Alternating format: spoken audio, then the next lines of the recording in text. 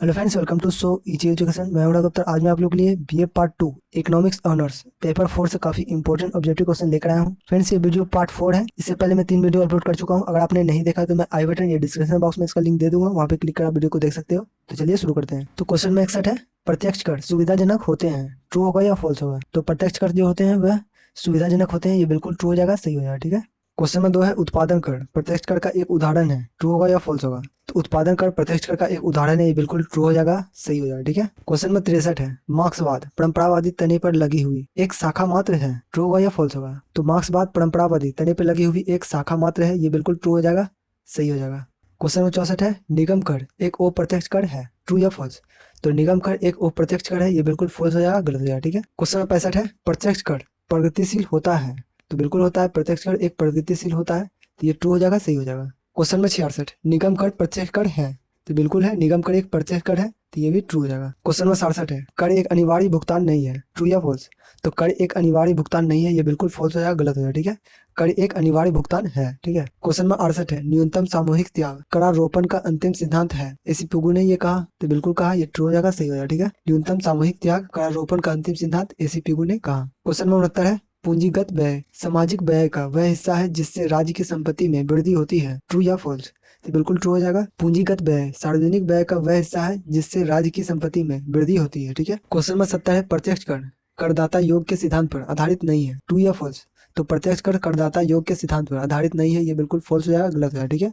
ये बिल्कुल सिद्धांत पर आधारित है। ठीक है। क्वेश्चन में 71 है, कौटिल्य का दूसरा नाम चाणक्य था, ट्रू होगा या फॉल्स होगा। तो कौटिल्य का दूसरा नाम चाणक्य था, ये बिल्कुल ट्रू हो जाएगा, सही हो जाएगा। ठीक है। चाणक्य को विष्णुगुप्त के नाम से भी जाना जाता है, ये भी आप ध्यान रखना। क्वेश्चन में 72 है, आदम स्मिथ ने अधिकतम सामाजिक लाभ का सिद्धांत का प्रतिपादन किया है, ट्रू या फॉल्स। तो आदम स्मिथ ने अधिकतम सामाजिक लाभ का सिद्धांत का प्रतिपादन किया है, ये बिल्कुल फॉल्स हो जाएगा, गलत हो जाएगा। ठीक है। तो किसने किया है, तो ये किया है डाल्टन और पेगु ने। ठीक है। ध्यान रखना, डाल्टन और पेगु ये दोनों मिलकर अधिकतम सामाजिक लाभ का सिद्धांत का प्रतिपादन किया था। क्वेश्चन में 73 है, प्रोफेसर काल्डर ने 1958 में व्यय कर लागू किया था, ट्रू होगा या फॉल्स होगा। तो ये बिल्कुल फॉल्स है, गलत होगा। ठीक है। प्रोफेसर काल्डर ने 1958 में व्यय कर लागू किया, ये बिल्कुल गलत हो जाएगा। क्वेश्चन में 74 है, सामाजिक व्यय देश के आर्थिक विकास में सहायक होता है, ट्रू या फॉल्स। तो सामाजिक व्यय देश के आर्थिक विकास में सहायक होता है, ये बिल्कुल ट्रू हो जाएगा, सही हो जाएगा। ठीक है। क्वेश्चन में 75 है, प्राकृतिकवाद का उदय सर्वप्रथम जापान में हुआ था, ट्रू या फॉल्स। तो प्राकृतिकवाद का उदय सर्वप्रथम जापान में हुआ था, ये बिल्कुल फॉल्स हो जाएगा, गलत होगा। ठीक है। प्राकृतिकवाद का जनक किसे कहा जाता है, ये कहा जाता है रूसो को। ठीक है। तो ये भी आप ध्यान रखना। क्वेश्चन में 76 है, डाल्टन ने करदे क्षमता को धुंधली और अस्पष्टता धारणा माना है, ट्रू या फॉल्स। तो डाल्टन ने करदे क्षमता को धुंधली और अस्पष्टता धारणा माना, ये बिल्कुल ट्रू हो जाएगा, सही हो जाएगा। ठीक है। क्वेश्चन में 77 है, गांधी ने आर्थिक एवं राजनीतिक शक्ति के केंद्रीकरण की वकालत की थी, ट्रू या फॉल्स।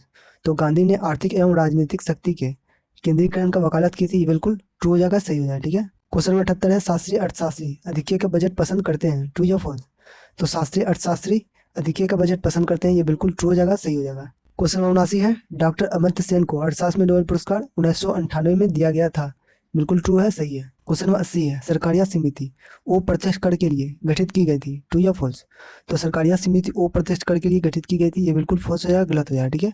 तो सरकारिया समिति किस लिए गठित की गई थी, तो ये की गई थी केंद्रीय राज्य संबंध के लिए। ठीक है। केंद्र और राज्य में एक संबंध बनाने के लिए सरकारिया समिति का गठन किया गया था। दोस्तों, इस क्वेश्चन का आंसर आपको कमेंट सेक्शन में करना है। ये क्वेश्चन मैं पहले पूछ चुका हूँ, आपको ट्रू और फॉल्स में आंसर देना है। ठीक है। तो चलिए, आज के लिए इतना ही। उम्मीद है आपको वीडियो पसंद आया होगा। पसंद आया तो प्लीज़ वीडियो को लाइक कर देना। चैनल पर नए हो तो चैनल को सब्सक्राइब कर बेल आइकन को प्रेस जरूर कर देना। तब तक के लिए अपना ख्याल रखना। जय हिंद।